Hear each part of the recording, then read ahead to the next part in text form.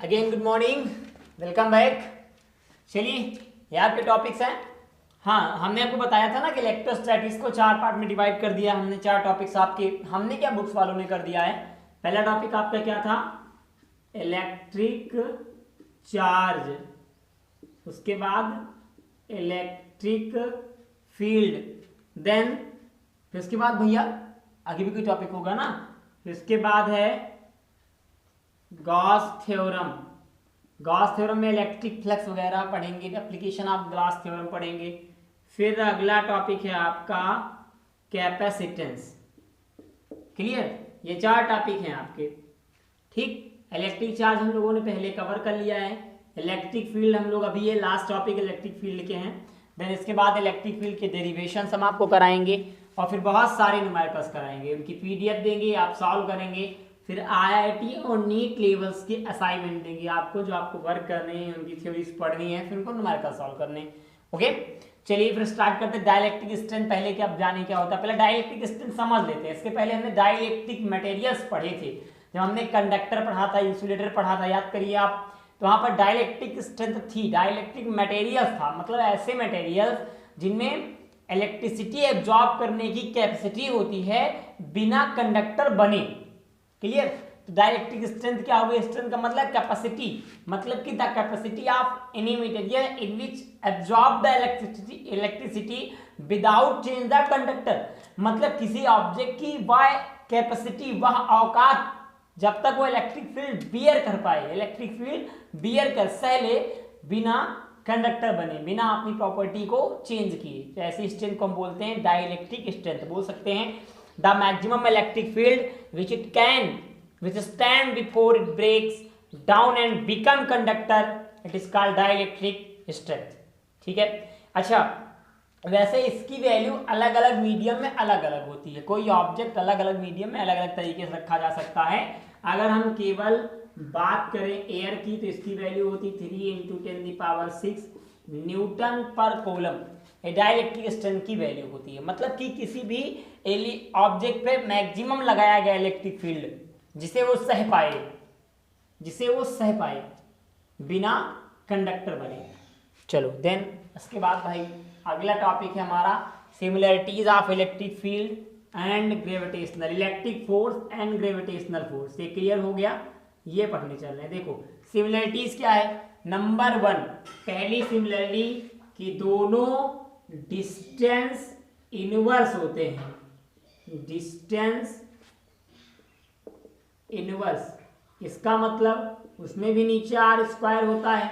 तो एक फॉर्मूला ये होता है F = K Q1 Q2 / r²। अरे भाई लग जाओ। और एक ये होता है F = K M1 M2 / r²। यहाँ पर कैपिटल G यूज होता है ना। तो देखो अगर इसको हम हटा दें इन दोनों को, तो देखिए इनवर्सली ही तो बने। ये दोनों फोर्स क्या होते हैं? यूनिवर्सल लॉ को फॉलो करते हैं। दूसरी इंपॉर्टेंट बात, दोनों एक सेंट्रल फोर्स होते हैं। दोनों, एक में क्या करता है, चार्ज अपनी ओर खींचता है और एक में अर्थ अपनी ओर खींचती है। सेंट्रल फोर्स कैसे फोर्स होते हैं? ऐसे फोर्स जिनकी डायरेक्शन सेंटर की ओर हो, मतलब जो ऑब्जेक्ट अपनी ओर वर्क कर रहा हो। अच्छा, तीसरी बात, दोनों के दोनों फोर्स कंजर्वेटिव फोर्स होते हैं। ठीक, ना इनको उत्पन्न किया जा सकता है, ना ही इनको नष्ट किया जा सकता है। अब बात करेंगे हम इनके डिफरेंस की। इनमें डिफरेंस क्या क्या होता है देखिए। पहला डिफरेंस, इलेक्ट्रोस्टैटिक फोर्स दो चार्ज के बीच में लगता है, बट ग्रेविटेशनल फोर्स 2 मासेस के बीच में लगता है। बात समझ में आ रही है? आपने फॉर्मूला पढ़ाई है, क्या होता है F M1 M2 और ये F Q1 Q2। ये देखिए ग्रेविटेशनल फोर्स है, ये इलेक्ट्रोस्टैटिक फोर्स है। ये दो चार्ज के बीच में वर्क करता है और ये दो मासेस के बीच में वर्क करता है, पहली कंडीशन। दूसरी आप जानिए, इलेक्ट्रोस्टैटिक फोर्स अट्रैक्टिव भी होता है और रिपल्सिव भी होता है। उसमें अट्रैक्शन भी होता है, रिपल्सन भी होता है। लेकिन ग्रेविटेशनल फोर्स में केवल और केवल अट्रैक्शन होता है, उसमें कोई रिपल्सन नहीं होता है। देन इसके बाद हम तीसरी डिफिनेशन पढ़ सकते हैं। नॉर्मली आप पढ़ते रहिए, बहुत सारी डिफिनेशन डिफरेंस है। अगला है, हमें जान सकते हैं कि जो इलेक्ट्रोस्टैटिक फोर्स होता है, किन्हीं electrostatic force applied between 2 protons is greater than the 10⁵ time of gravitational force. Electric force जो होता है दो प्रोटॉन के बीच में, किन्हीं दो प्रोटॉन के बीच में लगने वाला electric force 10⁵ then times greater होता है, 10⁵ गुना ज्यादा होता है ग्रेविटेशनल फोर्स के। अरे दादा इतना ज्यादा। अच्छा, दूसरा डिफरेंस, अगला डिफरेंस क्या है? ग्रेविटेशनल फोर्स लार्ज डिस्टेंस पे भी वर्क करता है, लार्ज डिस्टेंस पे बहुत दूर तक काम करता है, लेकिन जो आपका इलेक्ट्रोस्टैटिक फोर्स होता है ये केवल शार्ट डिस्टेंस पे काम करता है, ये केवल कुछ दूरी तक काम करेगा। जैसे कुछ दूरी वैल्यू, एक चार्ज यहाँ रखा है, चार्ज यहाँ रखा है, तो फिर ये वर्क बिल्कुल भी नहीं करेगा। लेकिन ग्रेविटेशनल फोर्स में ऐसा बिल्कुल भी नहीं है, ठीक है। जब तक वो सेंटर ऑफ अर्थ के इक्वल की डिस्टेंस हम कवर नहीं करेंगे रेडियस ऑफ अर्थ की, तब तक वो बराबर वर्क करता रहेगा। भले ऊपर नीचे जाने पर डिक्रीज होता है, दूसरी बात है। उसके बाद नेक्स्ट देखें, देन द रेशियो ऑफ, ये बड़ा इंपॉर्टेंट टाइपिक है, ये आप नोट कर लीजिए। The ratio of electrostatic force and gravitational force is, इसके रेशियो की वैल्यू आएगी 2.27 इंटू 10⁻39।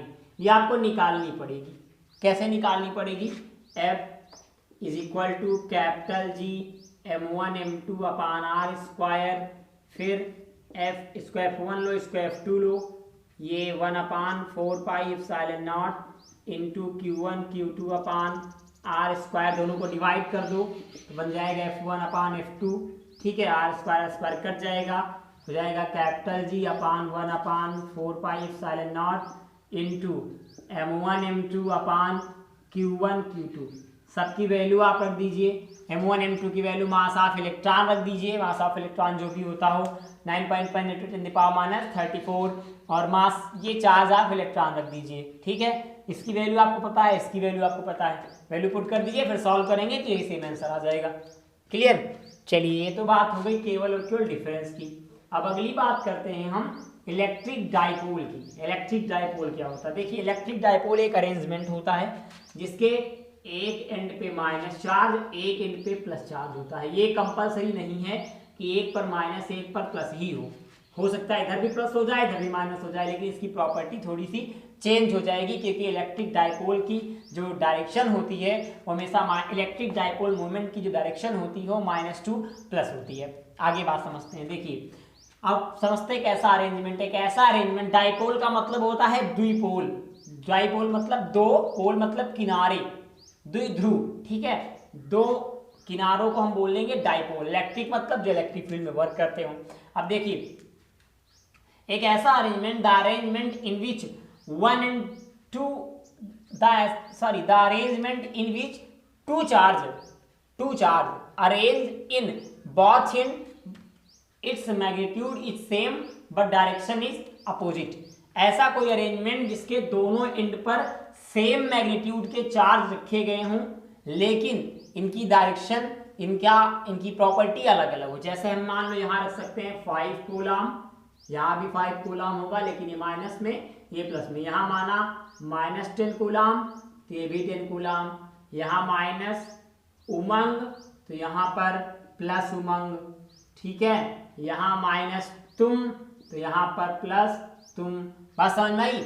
मतलब कि वैल्यू सेम रहेगी, केवल इनकी डायरेक्शन, इनका साइन चेंज होगा। एक ऐसा अरेंजमेंट, ठीक, जिसके दोनों एंड पे अलग अलग चार्ज रखे जाएं लेकिन दोनों का मैग्नीट्यूड सेम हो, इसे इलेक्ट्रिक डाइपोल बोलेंगे। अब अगली बात है हमारी इलेक्ट्रिक डाइपोल मूवमेंट, ठीक। ये सब अरेंजमेंट हैं, समझते जाइएगा इनको आराम से।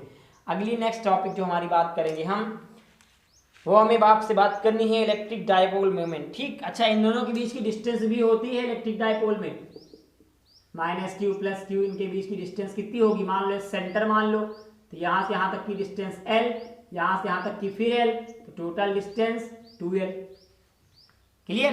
अच्छा, अब अगली बात करेंगे हम इलेक्ट्रिक डाइपोल मोमेंट की। ये भी क्लियर हो गया, ये भी क्लियर हो गया। जो आपका इलेक्ट्रिक डाइपोल मोमेंट है, इसका फॉर्मूला ये होता है P = Q × 2l। डिफिनेशन क्या बनेगी, the product of one charge and distance between both charge is called electric dipole moment. The product of one charge and distance between both charge is called electric dipole moment. Clear. अच्छा, इसकी direction, main important, electric dipole की direction क्या होती है, negative से positive की ओर होती है हमेशा। क्लियर। ये वेक्टर क्वांटिटी होगा क्योंकि इसकी डायरेक्शन होती है। ठीक है। इसकी यूनिट क्या होती है, कूलम इंटू मीटर। इसका डायमेंशन क्या होता है, 80L। क्लियर। यहाँ तो कोई प्रॉब्लम तो नहीं है भैया। अच्छा, एक बार समझ लें आप। अच्छा, एक इंपॉर्टेंट बात ये कि इलेक्ट्रिक फोर्स, एक होता है इलेक्ट्रिक फोर्स, एक होता है इलेक्ट्रिक फील्ड। दो चीजें होती हैं। एक होता है इलेक्ट्रिक चार्ज, हम यहाँ बता दें इलेक्ट्रिक चार्ज की बात हो रही है यहाँ, इज जीरो कहाँ पर, इन डाइपोल मोमेंट। या फिर इलेक्ट्रिक डाइपोल की जो लाइन है, जैसे माइनस क्यू है, ये प्लस क्यू है, तो इतना डाइपोल मोमेंट का एरिया है इतना, तो इसके अंदर इलेक्ट्रिक चार्ज मतलब कि क्यू की वैल्यू क्या होगी, जीरो। क्यों होगी, क्योंकि ये माइनस है, ये प्लस है, तो यहां से जितनी लाइन अंदर जाएंगी यहां से उतनी लाइन बाहर आएंगी। या ये जितना रिपल्सन फोर्स लगाएगा इतना अट्रैक्शन फोर्स लगाएगा, या दोनों का मैग्नीट्यूड क्या है, सेम है। इसका 10 कूलम माइनस 10 कूलम, तो इसका plus 10 coulomb, minus 10 coulomb plus 10 coulomb, दोनों को कैंसिल कर देंगे, तो यहाँ चार्ज कितना होगा, zero. But electric field not zero, but electric field does not equal to zero. इसके अंदर इलेक्ट्रिक फील्ड जीरो नहीं होगी भाई। इलेक्ट्रिक फील्ड तो लगातार क्रॉस करेंगी ना, माइनस क्यू से प्लस क्यू है, तो इलेक्ट्रिक फील्ड लाइन कैसे जाएंगी, ऐसे ऐसे जाएंगी लगातार ना, ऐसे ऐसे, ये ऐसे गई, ऐसे गई, फिर ऐसे गई, ऐसे गई, ये तो कंटिन्यू करेंगी ना, थोड़ी जीरो हो जाएंगी। ये बात समझ में आ रही है। अच्छा भैया, आपके इस चैप्टर की थ्योरी एंड होती है यहीं पर। हम इलेक्ट्रिक फील्ड टॉपिक पूरी तरीके से क्लियर हो गया है। आपको इसमें से जो टॉपिक समझ में ना आया हो, आपको लगा हो कि टॉपिक अनक्लियर है, आप उसके लिए हमें कमेंट में बता सकते हैं। आपके कमेंट के बाद हम उस टॉपिक पर दोबारा वीडियो बना देंगे। क्लियर। अच्छा, हो सकता है कि उस टॉपिक की थ्योरी आपको थोड़ी सी बच गई हो, क्लियर ना हुई हो। अभी जब आप नोट्स पढ़ेंगे या थोड़ी सी बुक से पढ़ लेंगे तो आपकी थ्योरी पूरी तरीके से क्लियर हो जाएगी। वीडियो देखने पर मजा तब आएगा जब आप पहले से किसी एक्स्ट्रा सोर्स से पढ़े हुए होंगे। हम क्रिएटेड देते हैं, लेकिन क्रिएट तब होता है जब आपके अंदर कोई चीज पहले से हो। आप पहले हमारे फर्स्ट वीडियो में जाके नोट्स की PDF डाउनलोड कर लीजिए, इलेक्ट्रोस्टैटिक्स पार्ट 1, जहां पर हमने एक इलेक्ट्रोस्टैटिक्स का इंट्रोडक्शन दिया था। वहां जाइए, नोट्स PDF में है, डाउनलोड कर लीजिए, पहले उसे बना लीजिए, उसके बाद आप आइए यहाँ पर, फिर देखिए आपको बढ़िया समझ में आएगा। वैसे फिर भी हो सकता है कि कुछ चीज़ें आपको क्लियर ना हो पाए, अगर ना हो तो आप हमें जरूर कमेंट करके बताइएगा, हम उस टॉपिक पर वीडियो जरूर बनाएंगे। अगर क्लियर हो रही हो तब भी बताइएगा, क्योंकि आपकी कमेंट से हमें एक पॉजिटिव एनर्जी मिलती है, वही एनर्जी हमको फिर से वीडियो बनाने पर मजबूर कर देती है। ओके, ताकि मुझे लगे कि मेरे वीडियोज आपके लिए कुछ ना कुछ बेनिफिशियल हैं। ठीक, अब बात आती इसके बाद क्या पढ़ेंगे। इसके तुरंत बाद हम आपसे बात करेंगे इलेक्ट्रिक फील्ड के जितने भी डेरिवेशंस हैं उन सब पे, पहले डेरिवेशंस। ठीक है, मिलते हैं नेक्स्ट वीडियो में। इसमें बस इतना ही, और एक बार फिर सभी का बहुत बहुत धन्यवाद और आभार, आपके प्यार और साथ और दुलार इन तीनों के लिए। और याद रखिएगा, हम इसके हमेशा महत्वाकांक्षी रहेंगे और हमेशा हमारा ये प्रयास रहेगा कि आपका प्यार हमारे साथ यूं ही बना रहे। जय हिंद, जय भारत।